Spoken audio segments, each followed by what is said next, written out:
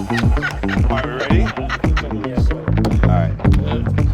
Welcome to Close Up with The Hollywood Reporter, the producers. I'm Matthew Bellany, editorial director of The Hollywood Reporter, and I'd like to welcome our guests today, Judd Apatow, Eric Fellner, Ridley Scott, Seth Rogen, Amy Pascal, and Jason Blum. All right, so we live in a very politically charged time, and we are living in an age with more media available than anything in the history of the world. I'd like to know if you guys think that film can still have a social impact, and if so, how? And we'll start with Judd.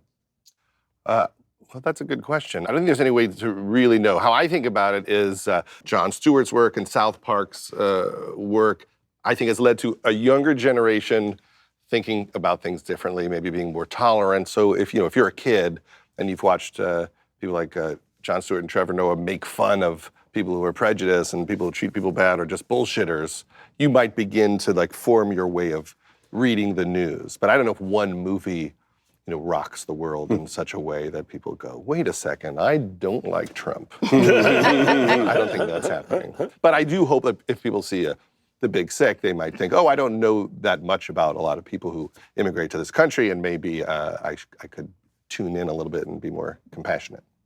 And Jason, what do you think about that? Because Get Out obviously is one type of movie, but has a message that may resonate beyond that. Yeah, I don't know if I don't think anyone's going to change their political party for a movie, but I think The Big Sick is a great example of a movie that opens your eyes to different things. I think film is very, very important that way. Obviously, I think Get Out is, but I think everyone's movies at this table. I mean, a movie about this critical moment in how Churchill, was leading the world makes people think about things differently. So I really do think movies are super relevant and get people to think about social issues in a different way. And obviously, I think that about Get Out. One of my favorite things that Jordan always says about Get Out is that when you come into the movie, white people might relate to Allison more and black people might relate to Daniel more, but by the end of the movie, everyone is on the same side. That's probably my favorite thing about the movie. I think that's so important. How about The Post? I mean, obviously you're dropping this movie into a very politically divided audience, and there's a lot of discussion of the media and the role of the media. And what do you hope to achieve with The Post? Well, I think the great thing about The Post is it's about the awakening of Katharine Graham, a woman who was somebody's daughter and somebody's wife and somebody's mother, who never had a job in her life, whose husband kills himself, and all of a sudden she is now running this newspaper. And it's about the moment where you make a decision and you become a completely different person. And I think that the movie is hopefully in a long tradition of movies that celebrates people that take a risk. Those are all the movies that we loved when we were growing up. I was growing up. They made me want to be who I still want to be. Movies always inspired me, and characters always inspired me. I hope that's still true. You asked the question about whether we're relevant in the conversation. Yeah. And I think we have to be, in relation to all the other media that's out there.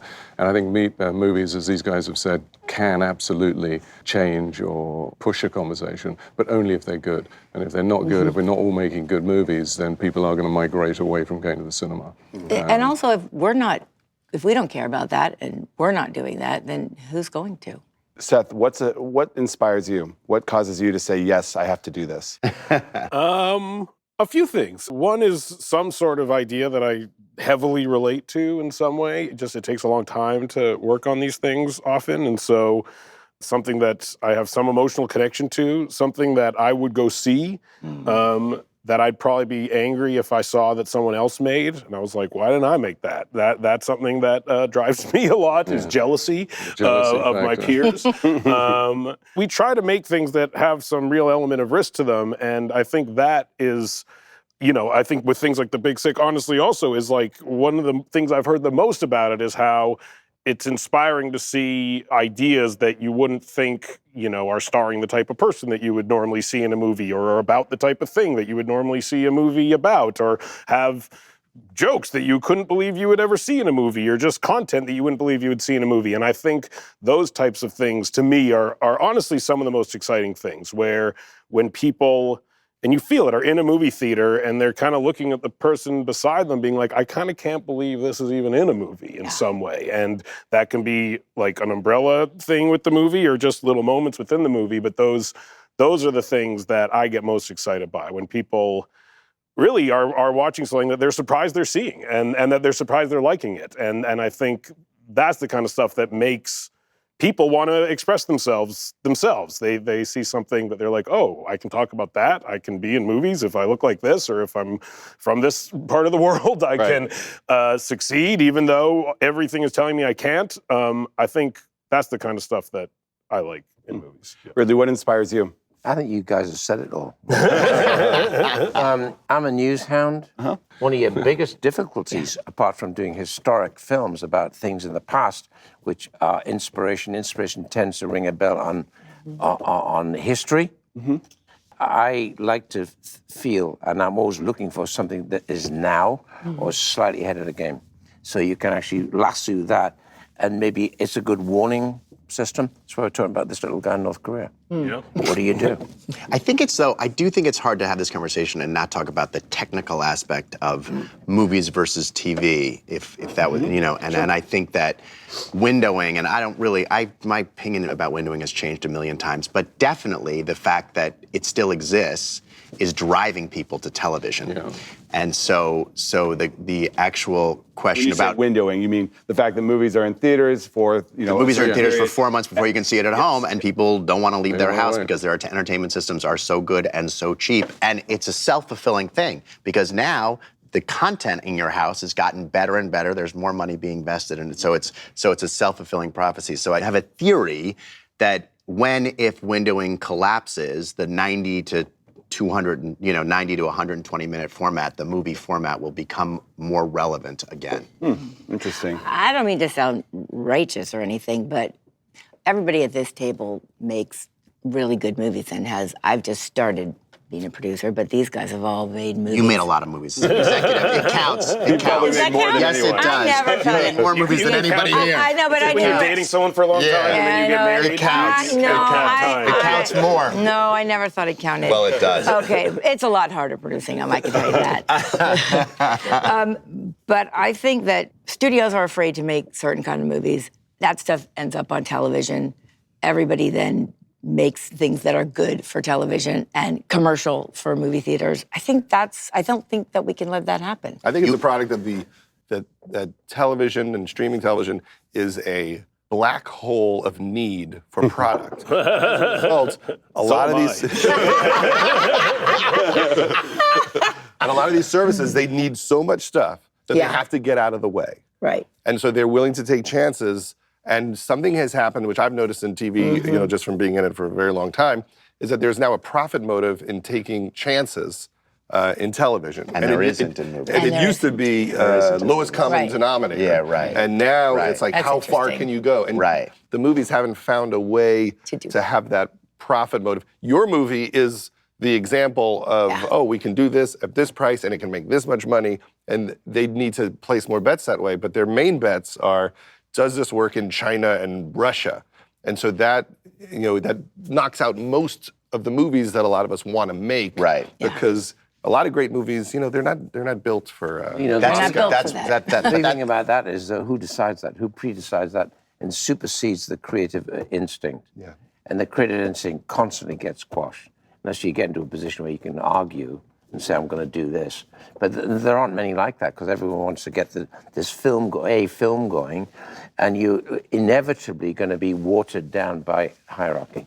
But that's why I think we should all, to your point of making quality movies, I think it's going to be maybe slightly controversial, but the way to combat that is to bring the cost of the movie down. I agree with that. As soon as you pull the cost down... How does that affect my fee? It affects you do very well, you just get paid after the movie comes out. I but if you pull the price down of the movie, it doesn't matter about rights, it doesn't matter who's in the movie. That ain't going to happen. Well, the truth is, you got to actually tackle the union on that one, because I'm still very much in advertising with the 60 directors, and we're constantly can't shoot here like you can't shoot films in Los Angeles because you can't afford to. We made Get Out for $4.5 million.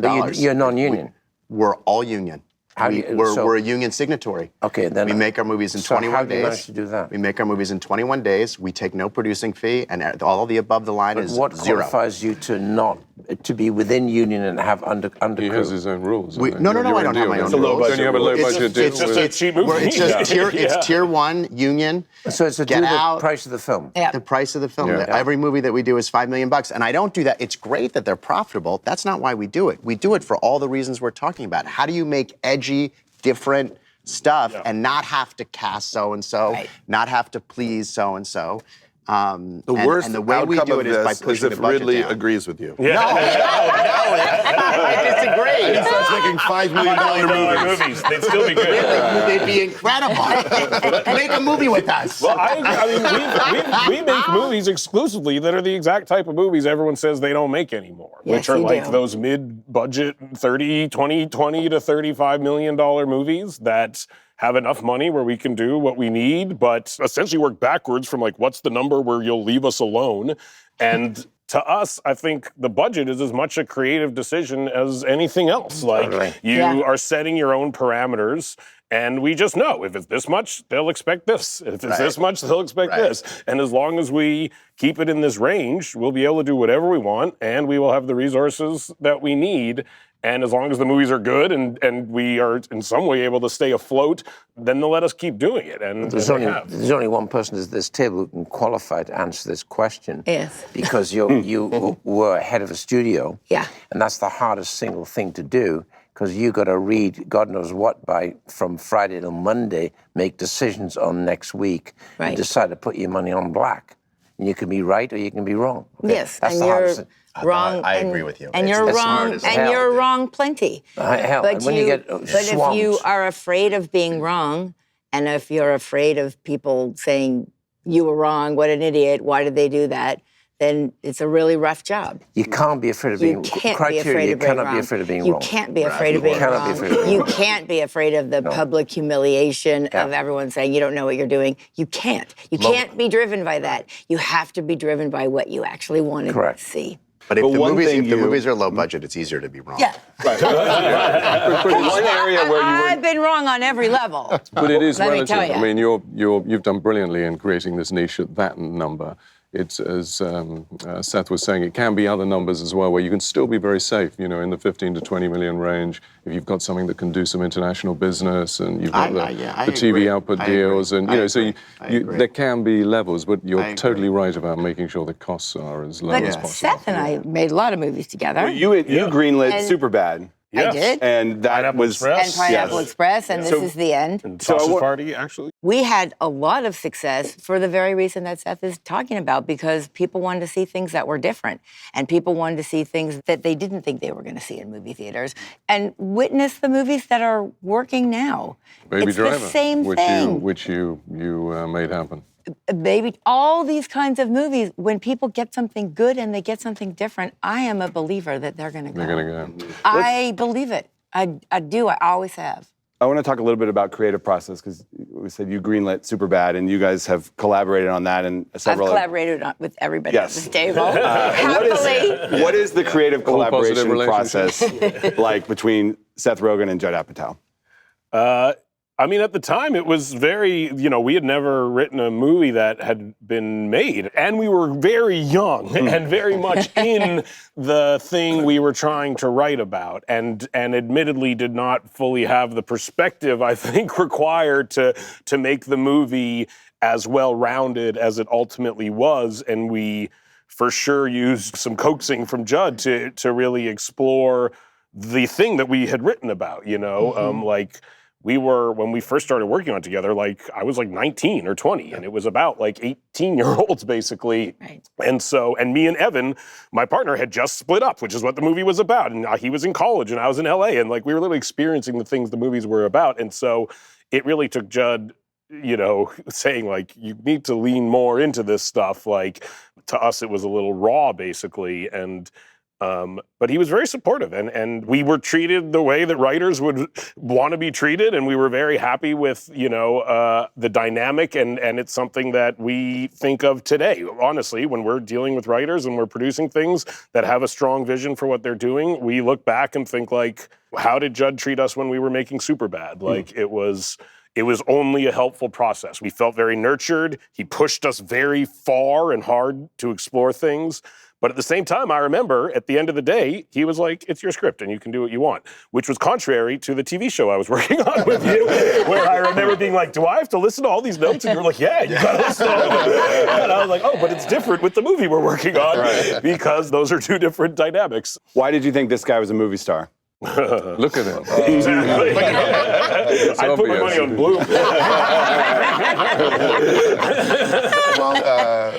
Well, we all met Seth when he was 16 years old. Yeah.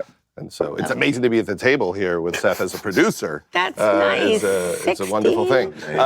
And very early, we thought, oh, this is an interesting guy. We auditioned him for Freaks and Geeks. I got a tape, and I remember looking at it and just thinking Seth was hilarious. And I just thought, this is a really weird dude. And then when we started working on the show, we realized it was a very soulful person underneath his gruff exterior, and he was a great improviser, and we asked him to write for the TV show Undeclared after Freaks and Geeks got canceled. And then we table read Superbad years before it was made.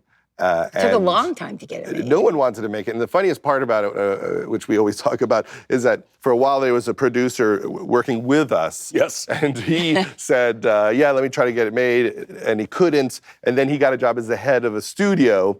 And we said, oh, I guess we'll make it now. And he said, no, I'm not going to make it. It was shocking. But Amy was the only person in town. It got turned down by every financier at every budget level. Yes. There were people that we said, what if we did it for like $1 million? And they're like, no. And I believe after Talladega Nights came out, and we were in a group of doing some great work for Sony, one day Amy said, let's just do Superbad. And then the same for Pineapple Express, when no one in town had any interest at all. Yeah, but it's like Judd and Seth, you just believe in people that you believe in. And when you meet people who are good at what they do, you let them do it. That's how it works. That's how it's supposed to work. But I want to say one more thing just about Judd for 1 second. I also remember that he called me into, I don't know where, he ran over to my office and said, you got to see this girl that we're casting as Jonah's girlfriend. You got to see this girl. She's something. And it was Emma Stone. And he's like, she's it. She's going to be a star. Wow. And he is one of the best spotters of talent. Wow. How do you choose? You must be inundated with people that want to work with you now. I'm not at all. That's Pete the funniest Holmes, thing. Lena Dunham. Really? I'm always looking. No one sends me anything. I don't need to write the scripts I direct. Nobody sends me anything. I'm always shocked at like how little mail I get. I'm sending you a script this afternoon. You won't be asking this this afternoon. Yeah. But there's no answer to it really. You just see people. When we're doing Superbad, Seth and I and Evan Goldberg and Matola, we're looking at people, and all of us together are going, well, that's the girl who's so cool, who would have been nice to us in high school, even though we were weird. And you just have a feeling. With McLovin, we just said, so that kid, Chris Mintz-Plasse, is hilarious. A great movie. There's no way to know why. Movie. My favorite Amy story is we had made Pineapple Express, and we had very little input from the studio, which was wonderful. And we were at a test screening for the movie, and it was playing really, really, really well. And Amy was sitting beside me, and she leaned over to me 5 minutes into the movie, and she goes, now I get this. And I was like, you let us make it. And she's like, I know, and I'm glad, because now I get it. And I was like, wow, like she let us get this far without getting it. And you would never have had any indication that she didn't get it. Like, she just let us do it. And I learned from John Kelly. Isn't the hardest thing, though, running a studio? I always think the hardest thing would be did this to say... become about running a studio? Well, no, but I'm just curious. Interesting. The hardest thing, I would think, is not saying yes, but saying the amount of times you have to say no. And when you spend all this money in development and have these amazing creative people and everything is incredible, and then you have to say no. I mean, isn't that what's What's the Yeah, hardest thing I mean, is? and I'm not that good at it. So, so I would kind of wander around, you know. That's the funniest part of the Sony hack is when all my emails went public, they were all just emails of Amy and Doug Belgrad saying no to me. Yeah, exactly. You want to tell him no? He's crazy. Sequel to Pineapple Express for 50 million? No. I know. Having worked together so much and had such success, what did you guys learn from the hack about each other and about the world? We're closer than we've ever been. Yes. I I'll let Amy learned take the that lead. there are true blue people in our business who stick up for you and are with you through anything. And what did you learn? Yeah, I mean, a lot. Like, it was a real interesting. I mean, what did I learn? Don't do it again. Yeah, I wish it had another set piece in the third act. Honestly, I have some creative thoughts. Maybe for the sequel. Yeah, that's my. You know, biggest I thing. still use fax. Yeah. Steve Jobs used fax. Yeah. I still use fax. Because the fax, you receive a piece of paper, Yeah. I get it, I write on it and fax it back, and it's entirely confidential. I love a fax. Email is everywhere Yep. in a heartbeat. So I never put anything on email I'm going to be embarrassed about. I wish I could say the same. I'm still getting this from Amy where I'm like, what are you doing?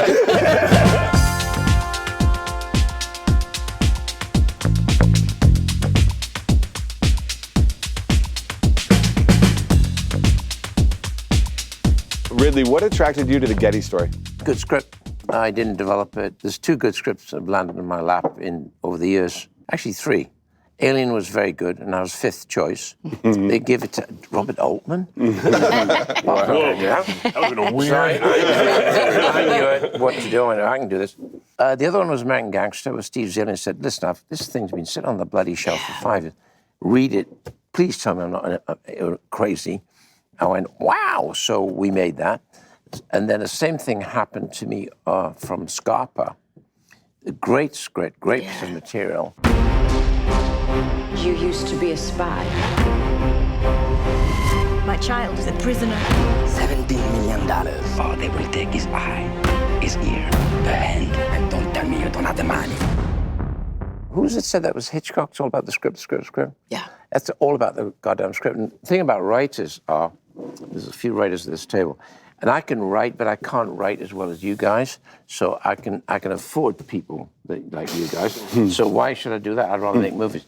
But you know, it's all in the written word. I know within a paragraph whether I'm going to be in good hands or not. Yeah. By the time I get to page 10, I'm beginning to perspire because I'm thinking, please don't drop the ball, please don't drop the ball. Page 30, I'm now beads of perspiration. Holy shit, you're really getting that. And so writing is everything. It is everything. Everything else is dressing. Well, when we did The Big Sick, they worked on that script for 3 years, and no one bought it. They weren't getting paid.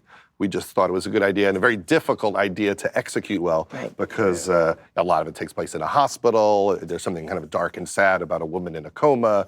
The immigrant experience in America wasn't something that you felt like the world was dying to have a movie about. So, 9/11. No, I mean, I've always wanted to have a conversation about it with people. You've never talked to people about 9/11? For 3 years, they worked really hard to crack all those problems. Like, how do you make this interesting? How do you make this funny? How do you make people care about this? But I feel like so many movies are rushed.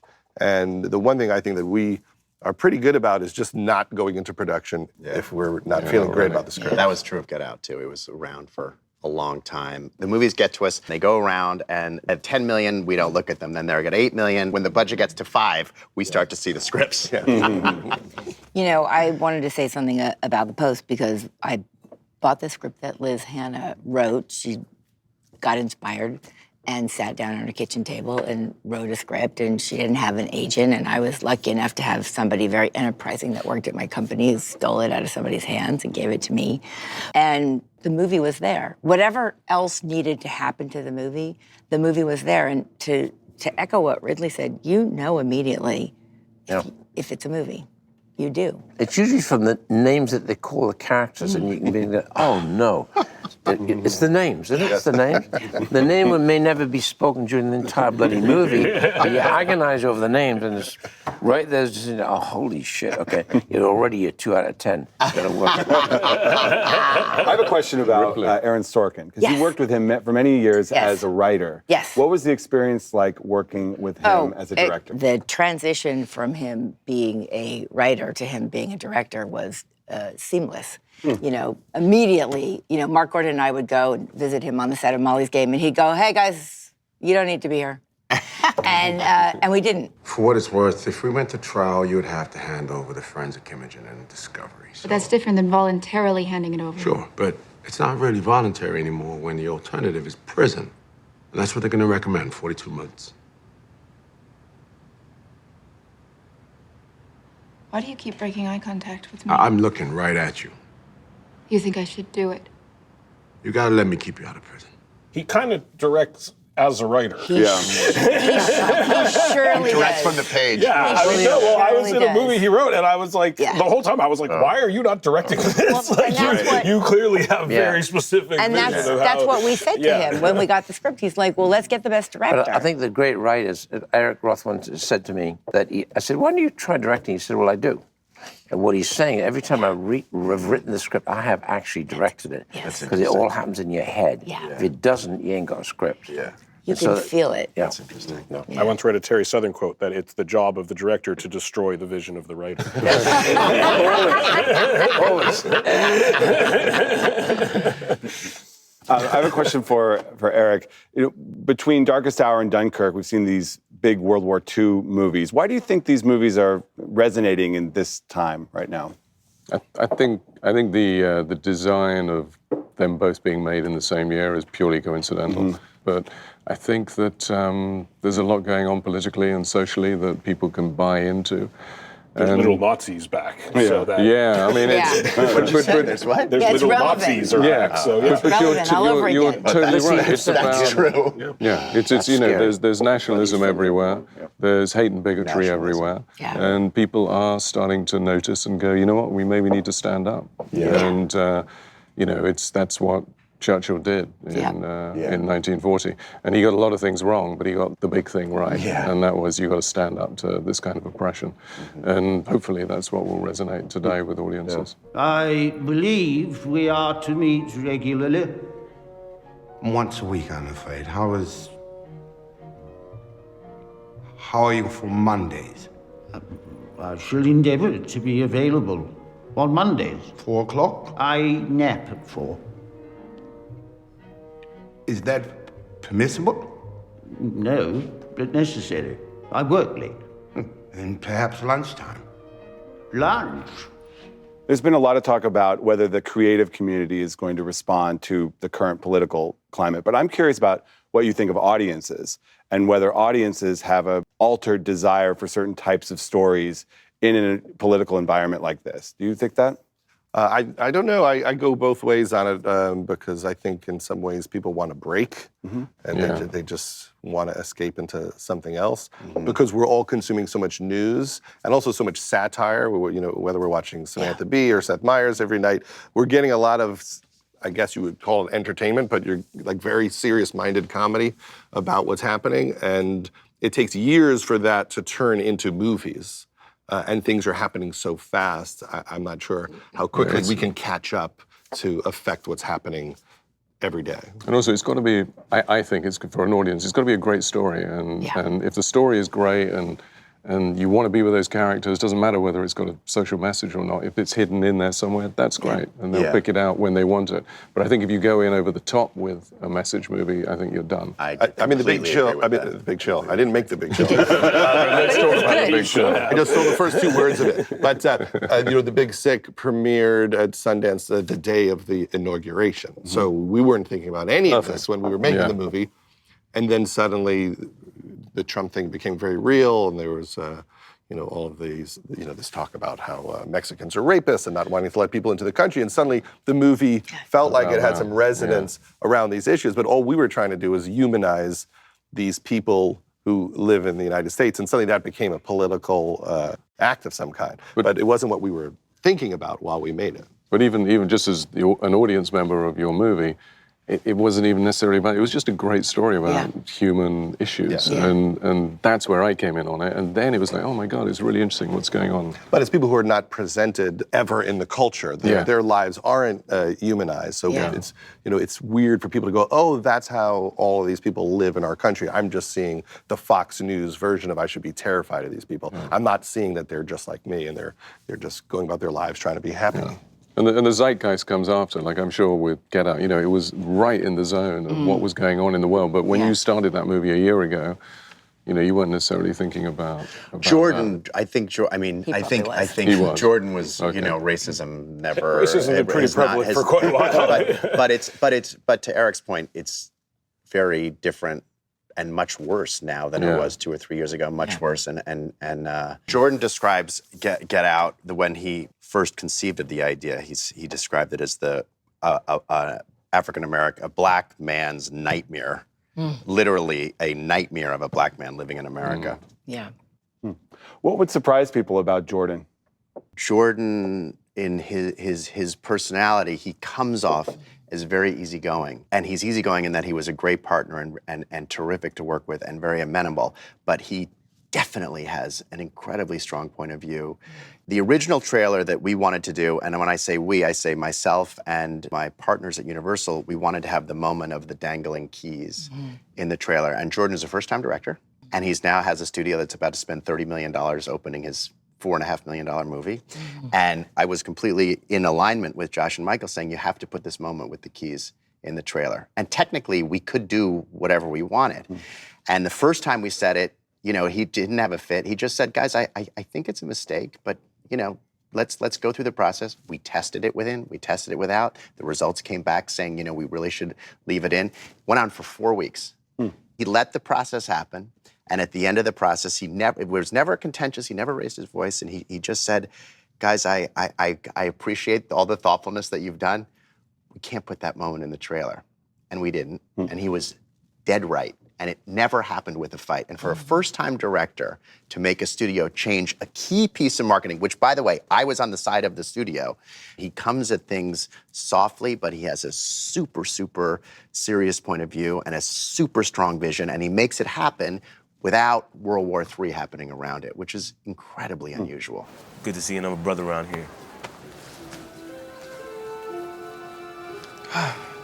Yes, of course it is.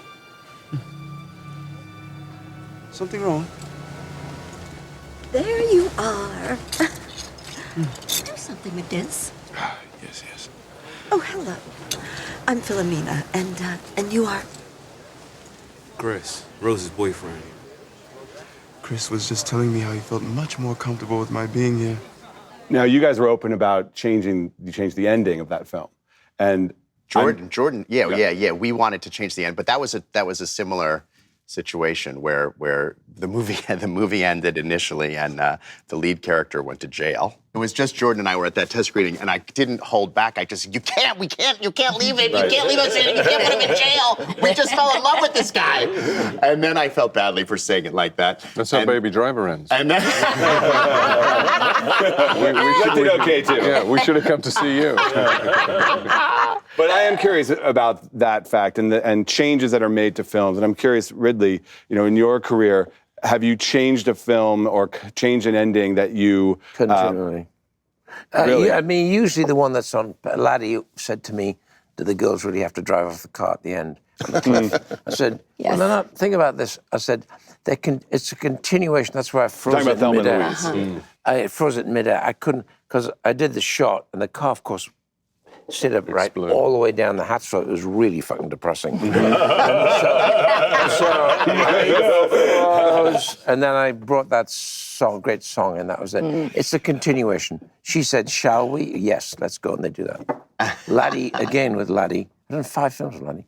Laddie's very brave. Laddie's very brave. And he always said, Nayland, that door closes, you're out of there. That's the end of the fucking movie. I said, no, it's not. There's a 5th act inside that shuttle. The motherfucker's in there. And he said, really? I said, yeah. So he listened. He said, how much? So I had a week to do that extra bit, which put the salt and pepper on the end. Are there changes that have been made that you regret? I don't regret anything, no. Don't ask that. I regret everything. But it must be an agonizing process. You get one movie, and there's 5 different ways to end it, or 5 different ways to do a scene. You got to pick one. You go back to the script though, because hopefully you've got it right on paper. Right. You know, but sometimes you don't. But bullshit about the director's cut is all the films that have gone out with me have been fundamentally where it should be. It's always been. I will concede with the studio if they're right. I'll listen. Think, you know what? Maybe that's right. I don't really listen to. I don't like previews. What do you call them? Test audio, test screenings. I avoid them like poison, because I don't think you're suddenly inviting 22 people to tell you what to do. Are you kidding me? I hate that part, but I love. Don't you? I love screening our movie with an audience. What happens after is yeah, but he loves previews when they go well.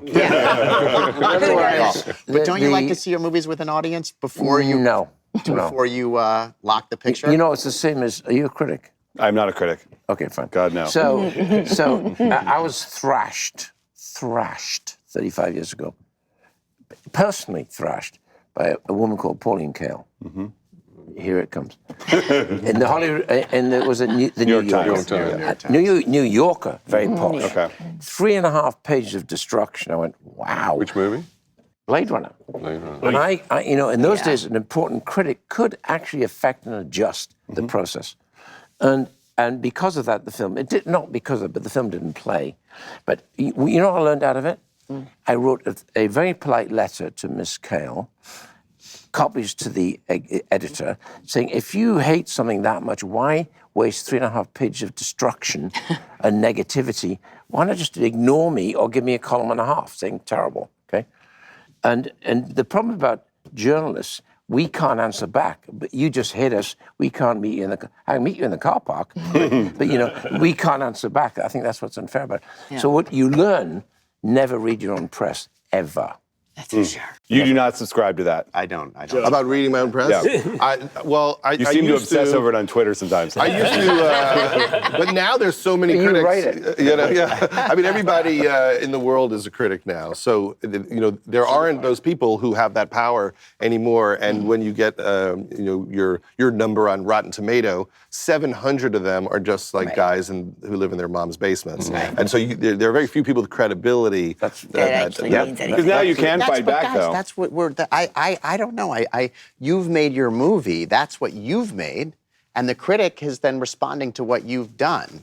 So I don't know. I'm interested to hear that you would want to respond to them. Also, it shines a light on the negativity. Well, no, I mean, if you get beaten up, it just hurts, man. It hurts. It just really hurts. It hurts, but that's the business that we're all in. Yeah, but it's hard to deal with that elegantly sometimes, I think. Well, no, it's a bit like being a writer, or I was a painter for quite a long time. It took it very seriously. And it's walking that every morning you're staring at a canvas and you're thinking, damn. And because you're already getting into, I like what I see or I hate what I see and I'm going to paint it out. That's the process, okay? And therefore, at the end of the day, as a creator, you should only be your own critic. Yeah. And you've got to let that distill. If you listen to other people, I don't do that. Like, right or wrong. That's fair. I remember when the Cable Guy came out, and Warren Beatty said to me, you don't know whether or not you made a good movie for 10 years. He goes, in 10 years, you can look back and go, how did I do? I agree with that. Yeah. So, do you think the movies that won the Oscar 10 years ago were like that? You're just like, what? If you look at, my favorite thing is if you look at like the 5 top grossing movies from 1952, you don't know any of them. Yeah. And so the gross, the commercial viability and the quality of the film have nothing to do with one another. Are you guys good at predicting that? Like, from your own movies? Like, I've found like, I don't know. I find like we test our movies. I used to think that was indicative of something. Over the years now, like some of the highest testing. Now, if they test too well, I'm like suspicious. I'm like, is it just fucking garbage? Because is it like the McDonald's of movies? Just like, oh, everyone loves it. It's great. But then I don't know if it's going to get good reviews or like I find like if those are the two things you're tracking the most, I guess is like, is it critically received well and does it financially do well? Are you guys good at predicting that? Do you find from your movies? Because I'm not. I'm better at critical than commercial, I think. I mean, I feel like I have a better sense if they're going to work critically. Commercially, it's really, you really never know in either direction. I think for me, in the international marketplace, it used to be a lot easier. We could get to within 10, 20% in predicting the grade. Yeah, but 6 weeks out, 8 weeks out, once we've seen a director's cut, actually no, a finished, director's cut. But now, it's impossible. Yeah. The ranges, is he going to do 10 million or 100 million? There's so many films out there. Yeah. There's too many movies. Yeah. Why do you think that? Too many movies being released theatrically? No one wants to learn to be a bricklayer anymore, or a... robots doing that. But what about the normal jobs, Because it sounds like we have a very glamorous job and life. Well, actually we do. I do 100-hour weeks, right? That's normal for years. So making a movie that I do I love it, but is it challenging? Bloody right. Okay, that's why we do it. A lot of people think you just come into this, you're going to be successful. It's like a rock and roll band. Half the successful bands have been playing in the garage since they're 11 years old. You don't just pick up an instrument at 22 and start playing, get lucky. Yeah, it's a tough game. I have a question about Franco. Yes. James Franco. How is he as a director? He was great. I mean, it was a very interesting process. We made a movie called The Disaster Artist about the making of a movie called The Room, not Room with Brie Larson, but The Room. That would have been an odd choice. But that was supposedly the worst movie ever made. It's known for being the worst movie of all time. Yes. And it was actually while we were filming the interview that Franco read the book about the making of The Room, and while we were in Vancouver, went and saw it for the first time. One of the most interesting ideas about the movie to us was that someone makes a piece of art hoping it's received one way. Yeah. It is actually received for the exact opposite reasons that you hoped it would, but the result is actually the same. You become famous, people like you, you have movie stars making movies about you. You made money, You're in profit, you're getting paid. And Franco, as someone who had done a lot of weird art shit throughout his life, constantly being misunderstood, misinterpreted, people thinking that the shit he thought was great was stupid and vice versa. It was incredibly personal to him in a weird way, and he felt this weird kinship with Tommy Wiseau, who's the guy in the movie. So we really wanted to just support him, and he had directed a lot of movies, but none that you would really describe as real movies, I guess you would say. So we got him writers that were incredibly talented, Neustaedter and Weber, who were just great writers, and we really just supported him. He's also the star of the movie, which I know from personal experience of acting and directing is really hard. To monitor your own performance and to literally just visually understand what's happening at all times. So we really just tried to support him and talk to him a lot about what we were trying to convey and get across and the type of moments we were trying to extract from the scenes. There was a lot of improvisation in the movie, but it's not a necessarily comedic movie at all times. So that was also a very interesting process. And he was in character the whole time. So he would direct the movie in character as Tommy Wiseau. And with the voice? With the voice, in full prosthetic makeup. And there are scenes in the movie where he's directing a movie. So that was really weird because he's directing a movie where he's directing a movie in character directing a movie. But overall, he did a great job. I hear everything. I have ears everywhere. I hear your whispers in your souls. You're on my planet. Okay? Wait, so you've been spying on your entire production? Yeah, that's right. That's fucking crazy. That's how it is. So now you know. Next time you make laughter, ha ha ha ha ha. I don't care who you are. You're out on the street. What about me? Am I still fired? All right, I'll give you one more chance.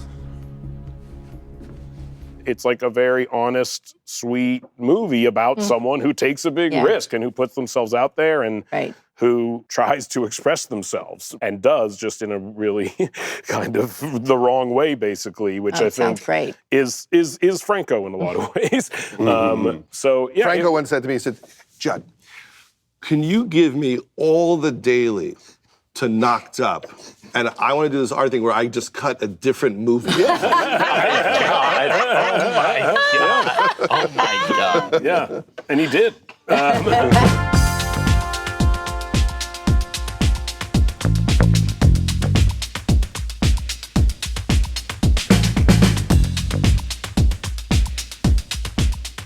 Jason, you've made a lot of movies with a lot of talent, and you get talent to work for reduced fees, and you have a lot of product. What do you think is the key to managing talent? Communication.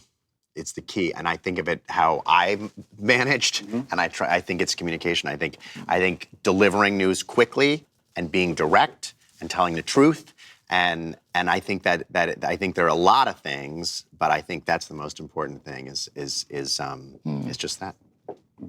What do you respect in a producer when you're an actor, and how have you translated that to being a producer? I mean, as an actor, your opinion's irrelevant when it comes to what the producer. I mean, it's the more I don't act in movies that I'm not the producer of a lot, and when I do, I would consider the best producers the ones that I, the actor, as the actor, have no contact with in any way, shape, or form. Yeah, because there's no reason for the producer to be talking to the actor, probably, you know. As an actor, I have less sympathy, maybe, for the plight of the actor than maybe a lot of people do. I think that, you know, I really think actors are like a part of the crew in a lot of ways, and at times they are the fifth most important thing that is occurring on the screen, or not. Ooh, I love this. From an actor. Exactly. I says, you know, there's a moment where the shot's more important than you are because you're that big of a. Exactly. And it's just like, I don't want to talk to you. Like, all I'm looking at is how much smoke there is. What's my motivation? Yeah, exactly. You're motivated to be casual, stick your head up your ass. we had gotten the lottery to shoot our conversation to shoot Get Out in California, and we lost it 2 weeks before we were starting shooting. We lost there was some complication, and we were prepping, and we were going to shoot principal photography starting 2 weeks from the day that we lost it. And I called Jordan. It was Boxing Day, December 26th, and I called Jordan. I found out, and I called Jordan, and I said, we have to shoot the movie somewhere else. And we were 2 weeks out from principal photography. Thanks. And it was not a fun call to make, but he totally took it like a pro, and we moved the movie to Alabama 2 weeks before we started shooting the movie. It was pretty You filled amazing. out your paperwork, It was Rob? amazing. That's We pretty- did. We filled out remake disappeared. Exactly. Well, talking about talent management and talent communication, I told him exactly what happened. I won't bore you with it here, but he was an incredible. He was a trooper about it. But I think. But you know, pressure's a great thing for a director. Yeah. When you got too much time to think, there's too much naval studying. Yeah. You got to make a decision, go with it. I learned making decisions through doing commercials before I even made movies. And so by the time I made a movie, I was 40 when I made my first movie, and it was easy. I did that. Fuck, that was easy. But it's about making decisions, you know, and that's a hard thing to learn. How do you handle conflict? Pretty good. You heard he goes into the car park. He punches people. I punch first, you know. And then if they get up, they'll run like hell. You know? You know, Ridley, I think that's really true about just working. The movie The Post, you know, the director, Mr. Spielberg, called me, I think it was in March, to say once Trump actually got in office and all the insanity started, The Post became a more relevant movie that nobody was afraid to make. Not Fox, not him, which is great, and I'm thrilled about that. But we were shooting by the end of May. Yeah. And we were done in July, and it's coming out in December. And I've never seen anybody do that before. That's just because he knows. Decision. Yeah. Everything's a decision. That's great. Don't ponder. Yeah. If you ponder. Ponder is. Go home and ponder. When you hit 9 o'clock, don't ponder. Eric, what You were the key always find a decisions? way. You do. There's always a way in the end. So What were the key decisions that had to be made on Baby Driver? when you have a writer-director, it's very easy because you have the vision quite right there. And my job is to make sure he can do the best possible thing. So the only really big decision, well, not big decision, the big challenge was getting the money. And actually, Amy was partly responsible for making that happen. That's very nice. Were the specific songs in the script? Yeah, the script was I don't know if we sent it to you, it was an Yes. iPad, it was on an iPad, so we'd send It's quite expensive in development. We were sending iPads everywhere. Yeah, you got to listen. We could make a movie for the cost of sending that script exactly. out. No, you got to listen. It was not a Blumhouse to the music as you were reading. Oh, so the music would play as you were reading certain So scenes? when you it got was awesome. when you It got was- to the scene, you knew how just awesome tapped it was, the scene description header, and the music played as you were reading the. That's more and- complicated than any movie I've Wow, me too. At the time, I thought, God, this is brilliant. We're gonna make an app. We're gonna sell it in the industry. And I thought, no one else is gonna do this. So it's probably not great business. But yeah, and all of the songs Edgar had chosen, only one changed out of 50 songs in the movie. Wow. So we pre-approved them all before we started What was shooting. the song bill? The song bill was substantially less than you would think. I mean, that's what we do a bigger version, not bigger, but a more expensive version of what Jason does. The only reason we've ever been able to make the amount of films we make and the varied amount of films that we make at Working Title is by keeping the costs low. And I think being based in London helps that enormously. Yeah, and so, you negotiate through the international rights holders. And we had a brilliant lady who does all our clearances, and it came in at a level that meant that we could do it. So you doubt our credentials? Wall Street, right? Doc tell you that? Doc didn't tell me. Just an educated guess from an uneducated man. Well, Bats, I would be fascinated to hear your thoughts on the matter. Tell me if I'm way off, buddy. You were a stockbroker. Maybe a different wife, maybe kids. You stack your paper, but you say shit like work hard, play harder, but you play a little too hard. You rack up debt. The type of debt that'll make a white man blush. Ridley, I'm curious about Harrison Ford, working with him on the original Blade Runner and how He's a replicant. It's solved. He said, I'm not. I said, first one, when he picks up that piece of origami, the only reason for the origami, and God bless Eddie Olmos, who I love, was that's not in the book. It's origami. This man leaves a trail of origami as a comment of what he thinks. The very end of the movie has to say, how am I going to tell subliminally the audience that this guy's replicant? Well, in the middle of the movie when he's plastered at the piano playing and he dreams of green and there's a unicorn. Now that can only be a private thought. So when Harrison walks back to the elevator, stops, goes back, picks up and does that and nods as if in agreement with what he knows about Eddie. Eddie's seen his file. He's a replicant. Now, the new film, you better go and see it. I saw it, it's great. The whole point of the story on the new film is that he has to be a replicant. Otherwise it doesn't work. Right. I'm not going to tell it. It's Don't give it away. sounds it sounds simple, but it evolves nicely, doesn't it? Yes, I loved it. It was mind-boggling. All I kept thinking of how much concept art they must have done. Rooms and rooms of concept art. Concept art is cheaper. You do it with the 3 guys. I work out all my films way before I get a crew. Yeah. So everything, right down to the spacesuits, everything, are all designed with 3 or 4 guys that deal with the production center. And you work on the palette for all of it beforehand? Every scene? Everything. So when you hit crew, they all know. Fly to Australia, you distribute it amongst 600 people. Wow. Yeah. Wow. And you stay on budget. That's how you do that film for, say, a pretty tight budget. So, Only 150. Right. No. I'm talking about what I do. Oh, excuse me. My Right. films never pass, science fiction never pass 106. Right. That's Ever. amazing. That's amazing. 106, I know. 900. Bargain. Well, Martian was 103, made Right. 600. That's a good deal. That's a good deal. How do you decide which films to direct and which to not direct, which to produce? You've revisited Alien as a director, but Blade Runner you chose not to direct. It was a crossfire of too much business. I'm doing a lot of TV and a lot of films. There's 6 films going out this year. So, and one of them was I figured it was a good piece of business to follow through on Prometheus, which from ground zero had good liftoff. Right. So we went to Covenant to perpetuate the idea and re-evolve the universe of the alien. Right. Who I think the beast has almost run out, personally. So you got to... you got to come in with something else. You got to replace that. And so I was ahead of the game. So I had to make a decision. And so Denis was a terrific choice. Yeah. Judd, I want to get to a serious topic with you about Harvey Weinstein and some of the behavior that's been alleged against him. Shine a light on the industry in general. What responsibility do you think the industry has for this type of behavior and the fact that it went on for so long? It's a difficult question because there's a culture of paying off people. And so, if you're sexually inappropriate with somebody and they think, oh, if I speak up, am I suddenly a pain in the ass to everyone else in show business and I'll never work again? And then suddenly Harvey's like, here's 150 grand and I won't mention it to anybody.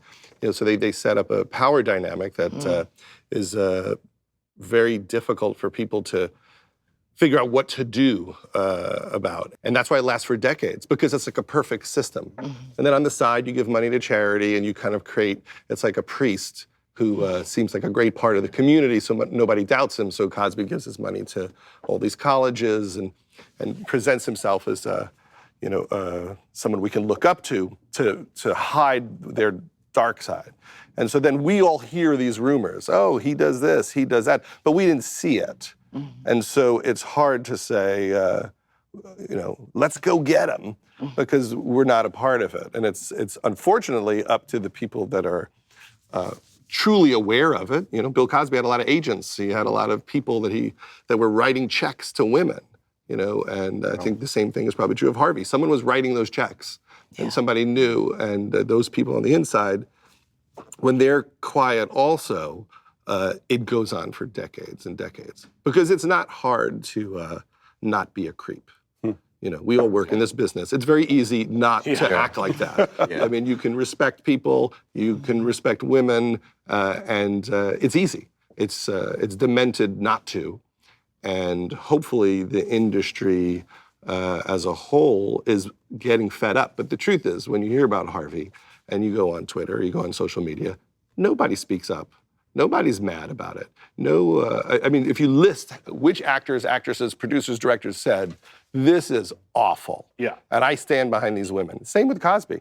And same in the black community. There's not a lot of people who stand up and go, Cosby is an evil man who hurt people for decades. I am horrified.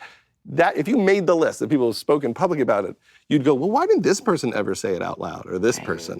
When you have, dozens of victims. So the industry has a long way to go to have the courage to just say, I'm disgusted and I stand behind these accusers. I'll do that. Yeah, I think with him especially, people are very, I worked with him once a decade ago, and I was like, this is a bad dude. I'm never going to work with him ever again. And everyone is just like, yeah.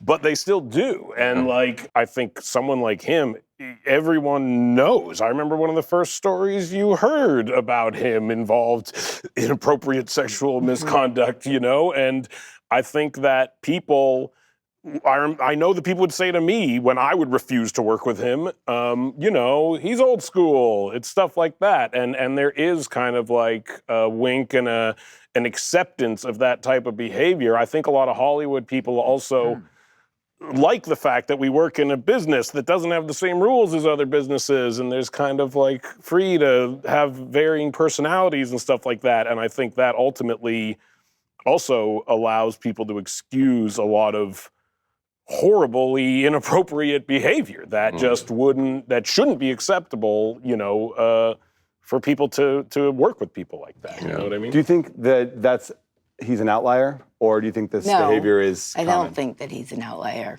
And I think that's probably why a lot of people haven't spoken up. Because he's a what, sorry? An outlier. Because I don't think that you can throw bricks at glass houses. I think that's some of the problem. I think some of the problem is that people really believed that they'd get hurt. And I think it's a tragic situation for our business. And I think that the women who stood up have to be applauded because that's really, really hard to do when nobody wants to stand up. And the silence is deafening. And I think that's the part that we're responsible for. Do you think there is that culture of fear, Jason, as someone who worked at Miramax? Of course, I think there's that culture of fear, and I agree with Amy wholeheartedly that hopefully, this year, it's happened repeatedly, and I hope any woman that this has happened to comes forward. It's hard to come forward for people because they think they're the ones who are going to be. But I think it's beholden on, maybe some of us, for what you're saying, for the leaders in the industry to come out and say, even if they don't know this is factually correct, to say, if this is correct, if there is any truth in this, this is unacceptable. I agree and with we will not tolerate it. And I'm happy to say it, but I'm not a leader of the industry. But I think that, we need to find some of our peers who really do have a lot of power here in Hollywood to come out and say that and not protect him or anybody else who's doing it. I mean, there's just a lot of people who, like, for lack of a better word, are kind of pieces of shit, and people just keep working with them. Yeah. Because Correct. they're just like, well, it's a necessary evil. It's And what you got to do. And you can make money. Yeah, and you can make money. And, like, I don't work with those people. There's people, I would never, I said 10 years ago I'd never work with him. I knew nothing about any of this stuff, but it's not surprising at all, And so I think more people need to do that. They need to, it's nice that I'm in a position where I'm successful enough to say I don't want to work with someone, because a lot of people aren't in that position also. But I think it is up to those people to not work with those people and to shun them and to let people know that it's not acceptable, Yeah. All right, one last question. I want to ask, what's the best advice that each of you has received about working in the industry? Mine was recent, actually. There's this book called Ego is the Enemy. I disagree with that. Yeah, not written by an actor. So there's this whole chapter in the book which says passion is the enemy. And it's just, obviously I don't totally believe that, but it's a funny idea and it rung very true to me. And I was doing a class like at USC or something, and I was talking about it. When we are asked that question, oftentimes the answer is, you're passionate and hold on for dear life. And I think there's something really to the notion, I don't know if it's the best advice ever, but there's something really to the notion of being, especially for a producer's roundtable, being pragmatic. The first 8 movies I produced, I wasn't passionate about the script. I read a script that I thought I could get made. And now, luckily, we're all in the position, like you said, where we do things that we love. But I think to those starting out, I'm going to say, put passion over here for a second and be pragmatic. I'd put that a slightly different way. Okay, let's hear it. You're allowed. Because I think being passionate about something, you can't work on anything for very long, very well. When you're young, not when you're running a studio. When you're starting. I'm very old, and I still feel that way. But No. I'm saying for a young person who doesn't have the choice. Okay, I'm going to give a different piece of advice. I think that you're going to give him some advice. Yes. I'll take it. You always have a choice between your ambition and your ego. And that's interesting. And you have to be very clear which one you're choosing all the time. Because that's good. It's really hard not to choose your ego. And it doesn't work. I agree with her now. I changed my mind. Okay. How about you, Judd? I remember when we were making Superbad with Seth, I think my advice was, less jizz, more heart. Yeah. Was that on a placard somewhere? It should be, yeah. It's like carved in That's the best one. Okay. I like his. I'm going with that one. Me too. I've changed twice. It's an odd encapsulation of years working for Gary Shandling, who I'm making a documentary about, and everything for him was about getting to the truth of people and the core of people and being authentic. And Gary didn't make an enormous amount of things in his life. He did great stand-up, a couple of specials, and like 2 series that changed television. And he just did things that he really cared deeply about. He wasn't going to waste his time with anything that wasn't important to him, and that he wanted to make things that would make the world a better place, make people think, make people happier, make people, in some way try to connect with other people. And so I've always, thought about what Gary, would do and how he made decisions. I think that Stephen Frears gave Judi Dench that exact note. Let's jizz more heart. Let's jizz more heart. She went with it, and it worked. Do you have a piece of advice you've received? Yeah, I mean, we're very lucky because we make, well, maybe everybody does, but we make 2 kinds of films. Ideally, they both always do the same thing, which is art and commerce, straddling that fine line. But on the films where commerce is really critical, and I think it was Hitchcock, I don't know, he didn't tell me, but somebody told me, and I've really, really focused on it for the last 10, 15 years, is the ending. It's all about, the last 5 minutes, last 5-10 minutes is worth so much more than, and I hate to say it next to you, but, just in terms of audience, the way they go out of the cinema and talk about the movie and give word of mouth and, perpetuate the success. So I'm very focused on that. And whoever it was who did say it, whether it was Hitchcock or my anonymous friend, I thank them. Interesting. How about you, Ridley? I didn't get a shot to do anything until I was 40. So my advice is be grateful and actually just keep trying. That's good advice. And you get the last word, Seth. Oh man, that's hard. Pressure's on. I guess like when I was, I started doing stand-up when I was in high school, but I was a big fan of other comics like Billy Crystal and Stephen Wright and stuff, and I would kind of try to emulate their styles. And then an older comic named, well, everyone was older than me because I was 14, but one of the older comics came up to me. His name was Daryl Lennox, and he was like, "Aren't you like out there like trying to get like hand jobs and stuff like that?" And I'm like, "Yeah." And he's like, "Talk about that. Like nobody else can talk about that."